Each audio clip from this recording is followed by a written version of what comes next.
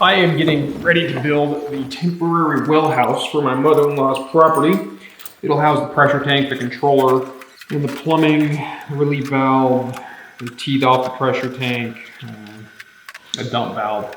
It'll allow the well to work while we're building the house so that the guys building the house will have access to water. Kind of important when they're pouring concrete and doing sheetrock and various other things.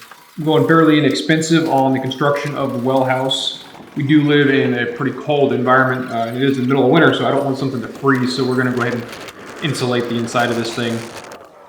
But it's basically going to be 4x4 with modular walls and a modular roof. So I'm going to build it here in my shop in pieces and then haul it out there and screw it together to save myself a little bit of hassle of working in the mud.